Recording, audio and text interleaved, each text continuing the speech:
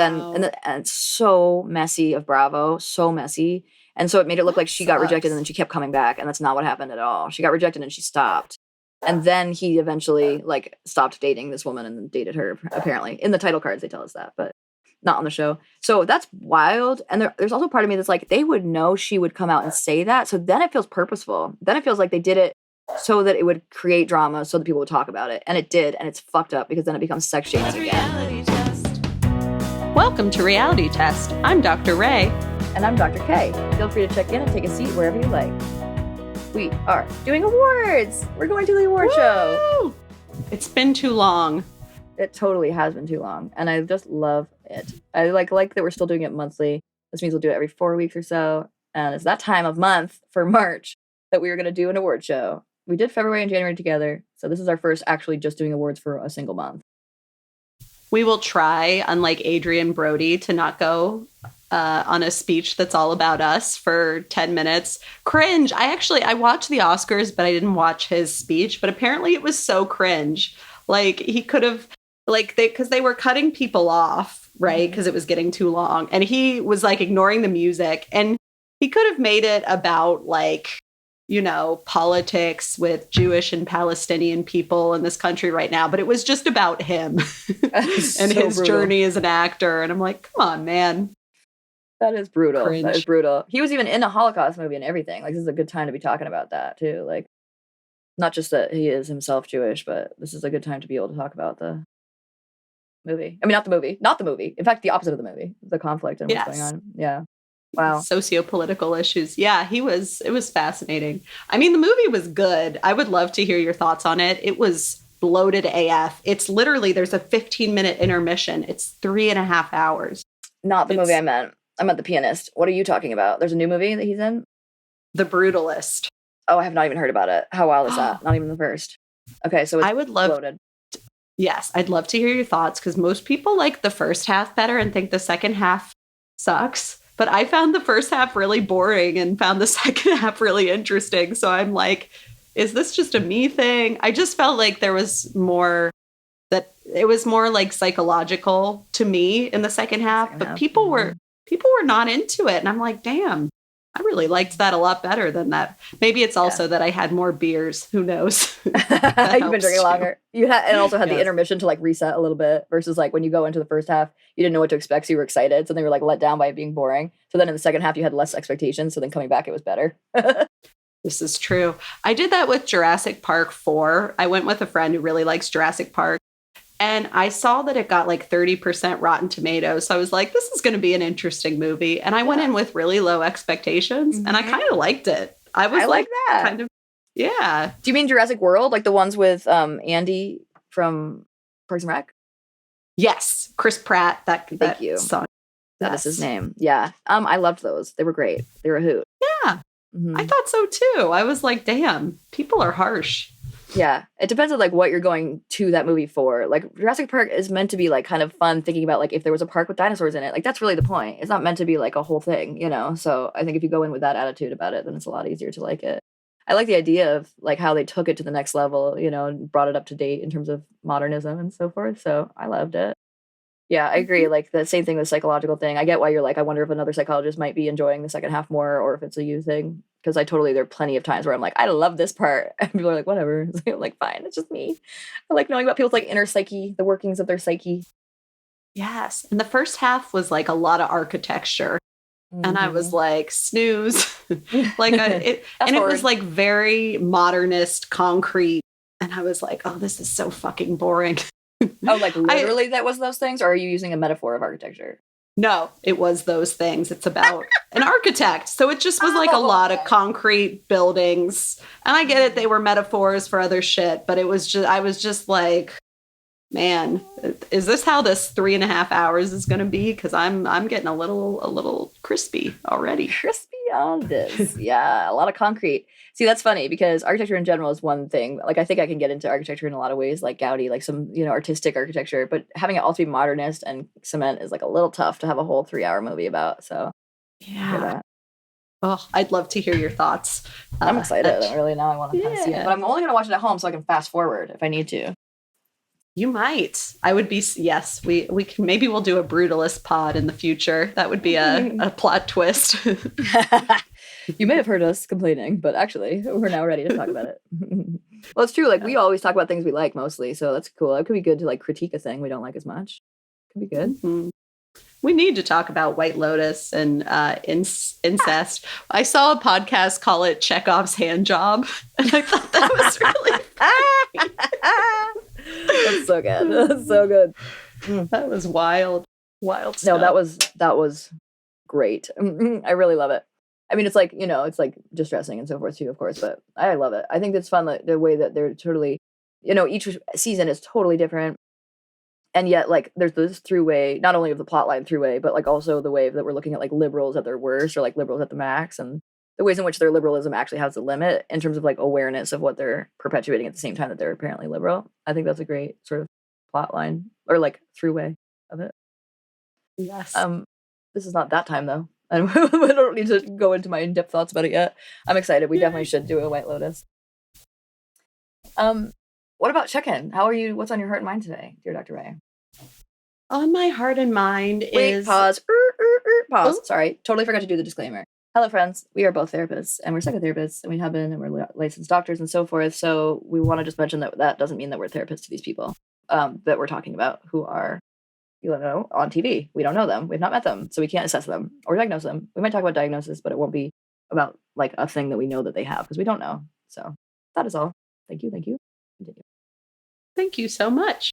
I was just going to say my check-in, I think, is focused on the importance of kind of relationally checking in with a coworker like you and I just did for the last hour and a half. Because I think we were both carrying some stress and it was just really nice. And I feel much better now. So that's lovely.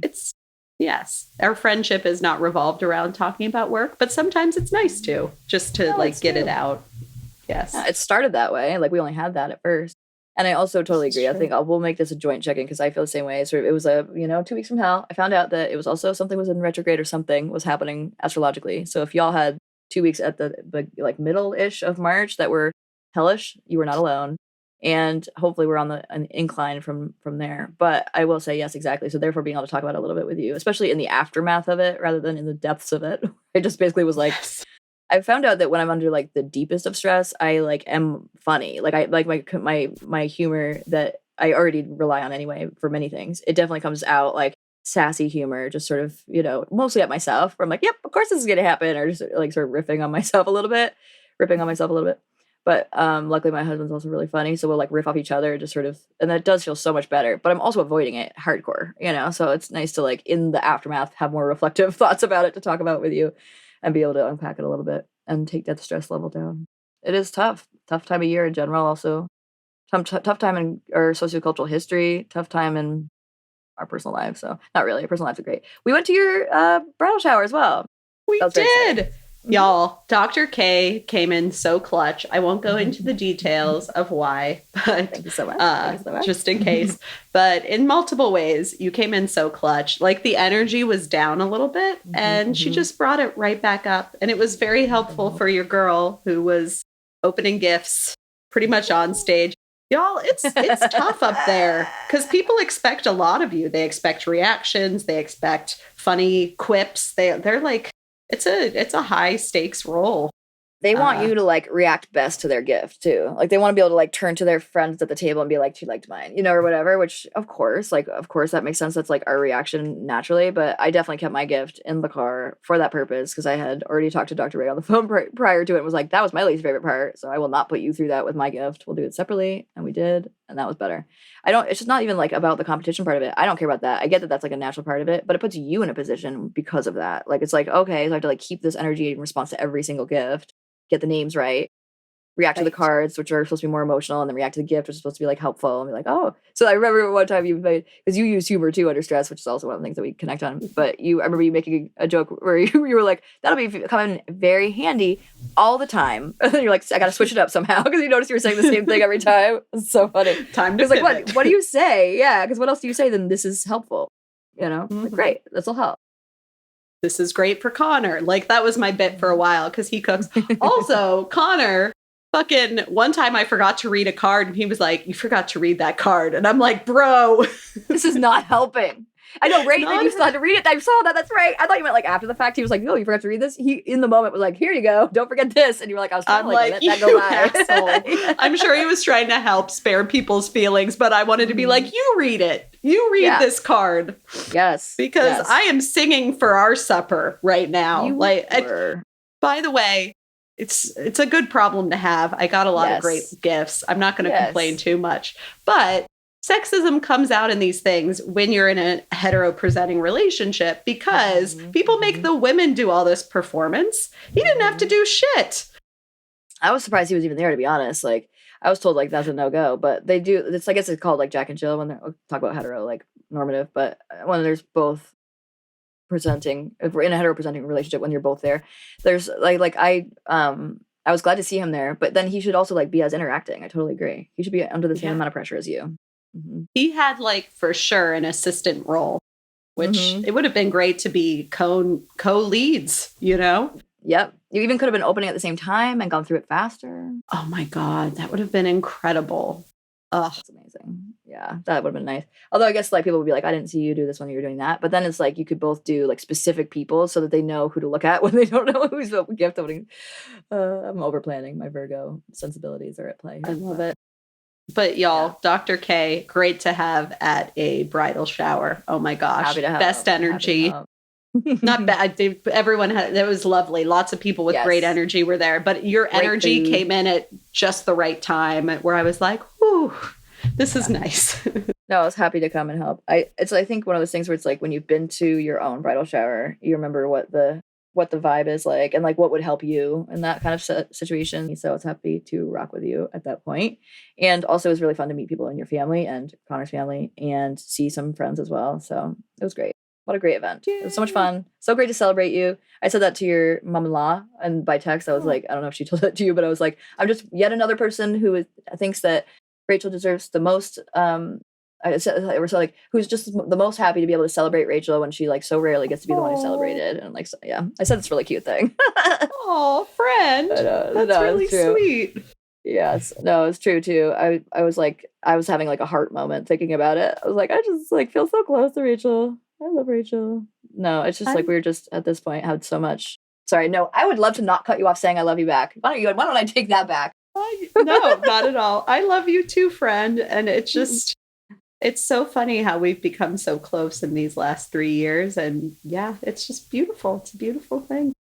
No, truly, we really have. And I think obviously the podcast helps with that because we have this space that is so centered on connecting, which is just delightful. Because I haven't had that with any coworker probably ever, just like having another space like that. So I love that. It's such a delight.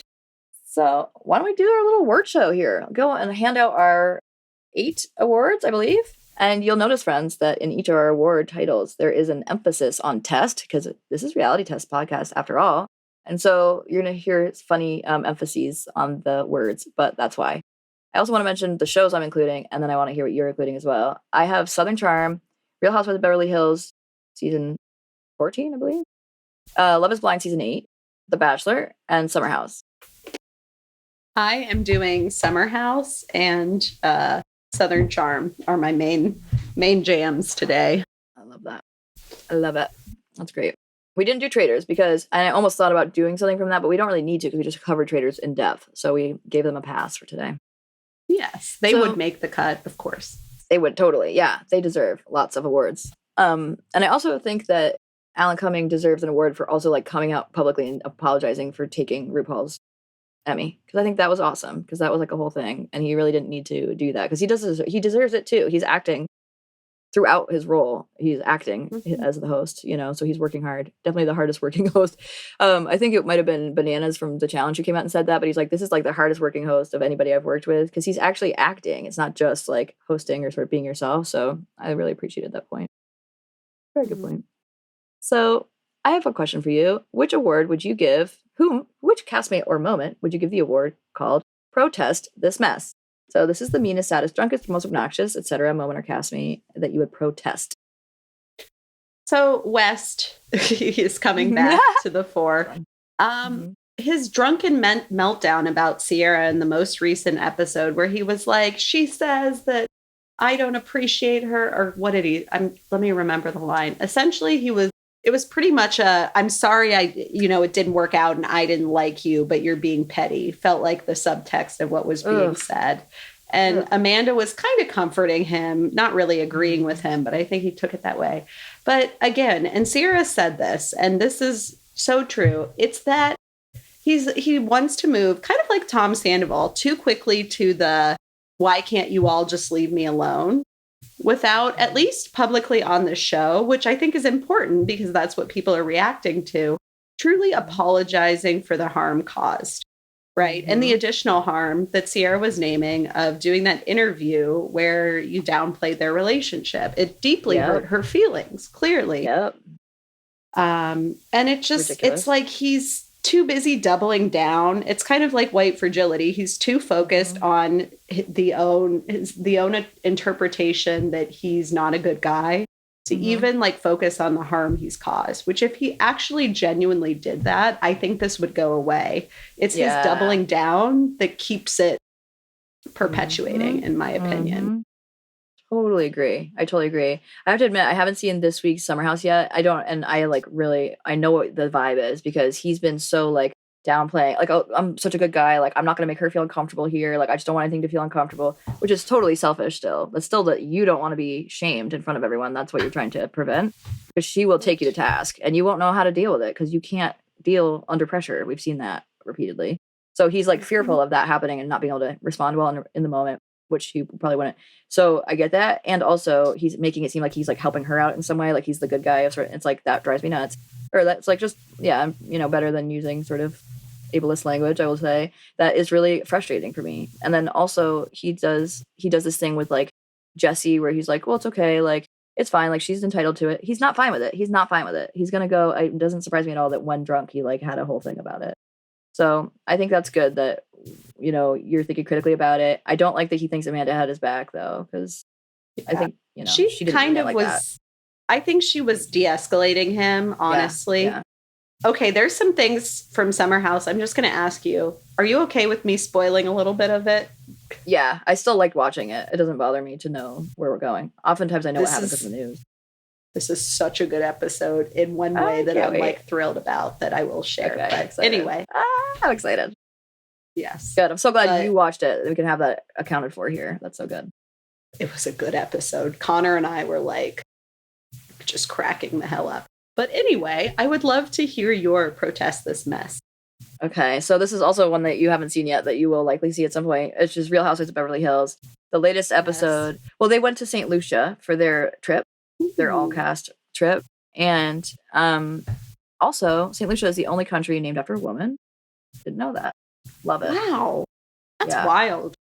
It's really wild. Like, I would at least think this is like about to get still like ridiculously like deep on the sexism thing, because like I would think that like at least a couple of the countries would be named after a woman because the man who founded it, quote unquote, like wanted to name it after his wife or his child. Like I would at least think that would happen more often than, if we're really assuming it's, I would assume it's sexist for sure. I get that. But I would at least think like there could be a couple sexist naming it after a woman instances. So I definitely was like, wow, that's appalling.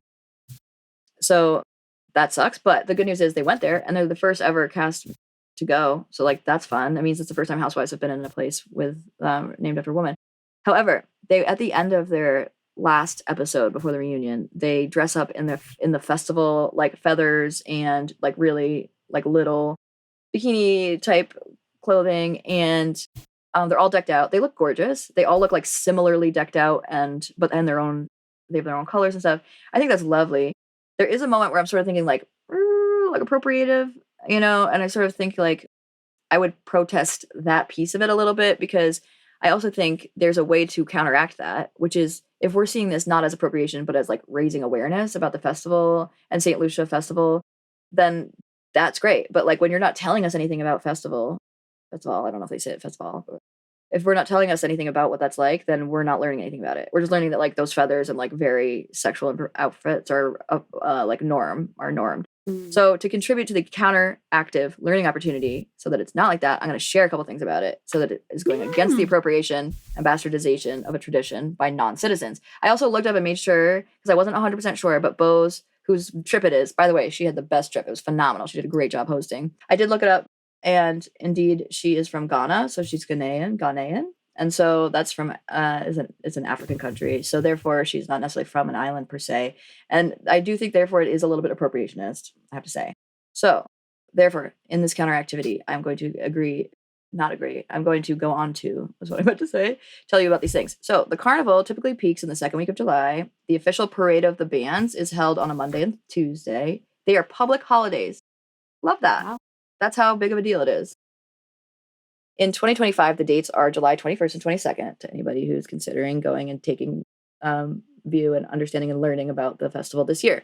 The first recorded celebration was in 1947 when a small group of people paraded through Castries, dressed, which I think is an area of it, dressed in ragged clothes and beating out rhythms on bottles and pieces of steel. Cool. Love that. And then the carnival evolved from the island's unique mix, this is cool too, unique mix of Catholic, Caribbean, and African heritage.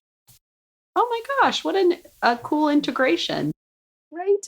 And that kind of makes sense with the saint of the St. Lucia, because like saints and Catholicism. But that makes, and also it's in the Caribbean. I know they're in the Caribbean because they were in the Caribbean waters. So I love this. Erica at one point jumps into the Caribbean and she's very proudly telling everyone, this is the only water I will jump into. I won't go into because it's warmer. It's like I don't go in the Pacific, the Atlantic. I don't go anywhere but the Caribbean. And then she jumps in. It's really cute. That is adorable and bougie. Yeah. Yeah, it's so bougie and privileged and so funny. And also just like adorable the way she's like, nip, nip. Does a little jump in. It was a great trip. I love Bose. Anyway, as we all know, this is a Bose positive podcast. So I was happy to see her trip was also treated as like that great, because it was great, but everyone admitted it was a really good one. So happy for her. That is wonderful. Thank you for sharing those facts. I learned some things. I need to catch up on Real Housewives of Beverly Hills because we are planning to cover it soon. So that is my homework. And I took notes on that episode because I haven't been taking notes on the episodes, but that one I did just in case we want to do it to that level of recap. I will delete some of them because there's too many, frankly. But I agree. Like we should do some Real Housewives of Beverly Hills. I think it'd be fun to incorporate like the reunion again. Do like sort of like a quick overview of the episodes to then get to be able to talk about the reunion. So it looks juicy. I love it. We are in a reality TV rich time right now, y'all. So we're trying to keep up as best as we can. Facts. But who is your doing the mostest? Who is the most cringe or embarrassing for you in this last month? I'm going to give it to Dave and Lauren in Love is Blind 8 for his sex shaming of Lauren. That was like the most cringe, embarrassing for sure, very childing of him. It made him very childlike to me. And then also just extremely offensive, like extremely offensive. There should have been none of that sex shaming at all. And on top of that, she was really taking it on deck, which I hated watching. And it makes sense because she loved Dave. And she eventually stopped taking it on deck, which I really appreciate as well. But I just, the way that also that wasn't getting pointed out enough, like it really wasn't pointed out as sex shaming by at all. Do you remember that coming up on the reunion? Right? I think Nick Lachey did something like, can we all agree that, people sleeping with someone? I think that was his best attempt at doing that. Or maybe the producers, but it still wasn't as direct as it could have been. Yeah, exactly. I think what he said was great and very restorative and reparative, but I definitely think that nobody had the like specific language of like, you were sex shaming Lauren. And I think Molly may have come close to it too, frankly, like in the way that she talked to him that day at the tubing. But really, sex shaming, not okay. Not okay. And also like what Lauren was so clear about was like how it meant to her. She was clear about the facts day in, day out, very clearly. And he kept trying to like accuse her of lying somehow. Like the way he kept kind of coming back to the same story as if like he was going to like find something out this time that was different. So I'm not into it. To anyone who didn't see Love is Blind, it was just like one of the people who had a sexual relationship with someone that like the week or two before she had sex with him one last time. She also was very clear with him that it was just a sex thing, and then was clear with us that that's all it ever was to her. And, that should be fine. That should be effing fine. And would have been fine if it was the dude. So definitely sex shaming and sexist that it became such a thing. And we later find out that the guy who she had had sex with also like DM'd a bunch of people being like, do you want to blow up this relationship? Like, you want to blow up a wedding with me? Which he succeeded at. So fuck you, I would say, if I were her. And number two, he also was like very desperate and thirsty to be on podcasts. He was like, I heard from several different podcasts I listened to that they got DMs from him saying, I hear you're looking for me. He said, I hear you looking for me. That's what he said in his DM. No, they're not. None of them interviewed him. They were like, no. So that's good. But he also put something on his Instagram where he had a fake background to make it look like he was on Love is Blind. Like he purposely made it look on his Instagram like he was one of the castmates. So Wow. false advertising, also like clearly very like needing to be important. So tough hang. But still, that led to then Dave misunderstanding and sort of like broing out about it and trusting his friends who are male, who are friends with this guy over his girlfriend who he had said I love you to. So tough. It's very tough. Embarrassing. And a huge problem. Embarrassing for him. He missed out. Yeah. Very upsetting. Good. I hope he does. And he did seem like did better at the reunion at just like taking his licks, if you will, like taking it on deck because he really did mess up. So that's good. Yes. But, yeah. He How about probably you? got coached. So mine is Shep with Sienna. Tough hang. And also kind of good for him, like to happen. Like, I think it was a humbling experience. The way he acted, I mean, Craig and Austen, I kind of loved Austen over that whole trip. Like, he was very emotionally intelligent and supportive in a way that was not gotcha-y. It was kind of lovely. It was a lovely, like, growth moment for Austen. I didn't put him as my growth moment because I'm not that interested in hyping up Austen. But I liked the way he showed up for Shep and for Craig once he knew what the fuck was going on. I've enjoyed him this season, to be honest. Yeah. But totally. yeah. Much better. Much nicer than Craig was being. Totally. Shep was so cringe. She was not reading her cues at all, which were very like, get the fuck away from me. And she's right. They never defined the relationship. I mean, it sounds like I love yous were exchanged, but I'm sure he's done that to women and then backed off. I have no doubt in my mind that he has done that. But he just 100%. couldn't. He could not tolerate that this would happen to him.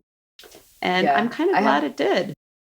Oh my God, amazing. Everyone needs to get their heart broken at one point. Like, I think it was maybe Madison who said that way, and it's so true.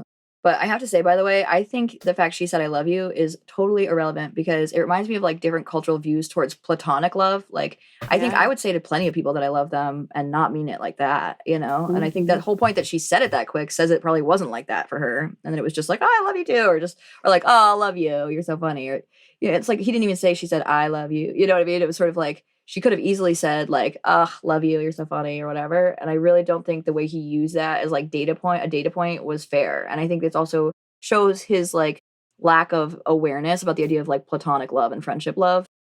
And I think our culture in general does a good job of hiding that, like tamping that down, like suggesting that friendship love is not appropriate or like that we should feel bad about it. Whereas I'm just like very open about love. Like, I think there's a book, All About Love by Bell Hooks, that talked a lot about this and how, like, it becomes a sexist issue also, and, like, confusion within gender, related to gender. So I think there's a piece of that happening here as well. And I think it's being used to shame her, which is fucked up because we don't want to, like, shame her out of being loving towards her friends. So I have a real issue with that part of it. Yeah. I mean, do I think there were mixed messages? I'm not really sure because it sounds like I actually have started watching after shows. Yes, are they fun? Yes, they give you a lot of good info. And Shep said on the after show that she called him ahead of time and was like, we need to talk. And he said, no, we're going to do this on camera. So to me, that's he knew what he was getting into and then tried to look like a wounded puppy. And she was like a fish out of water, not used to being on TV. Who, by the way, if she was liked Southern Charm and was excited to message people, that's not a crime. No, sorry. No. And she even said like her grandma is like the fan club president of it for... It doesn't mean she likes it all that much. Like, I got the vibe she more like learned from her grandma about like who these players were and was like, I could probably reach out, like see what's up, like see how it goes. She wasn't like that thirsty in my mind. Like, I saw the moments that were sort of cueing us into that, but I didn't take it as like, she didn't, if she was that dying to get on TV, she would have gone on the boat. She would have gone to she would have treated Shep differently on camera and then broken up with him after. I mean, there's so many things that would have gone differently. I just don't believe she's dying that hard to get on Southern Charm anymore. I don't think that at all. I also think, by the way, like, I agree that's important. And the other data point is, like, they had sex. They had amazing sex. They had a couple weekends here, a couple weekends there. You can have amazing sex and seem really good together and have a really great time. I'm sure he still wasn't like, I'm seeing you as my long-term wife. You can still talk about how your babies would be cute and have her freckled lips. I would talk about that with somebody I was just having sex with. It doesn't mean that you're going to get married, you know? So I think for him, it was sort of like that kind of... I bet lots of women have reacted to him like that, by the way, but because he liked her, he read it differently. So I think he just like saw that as like she wants to get married, where she's just sort of like being flirty fun. Yeah. And And you know what? He is a man in his 40s. And Mhm, he is now mhm. getting to the point where maybe he has to.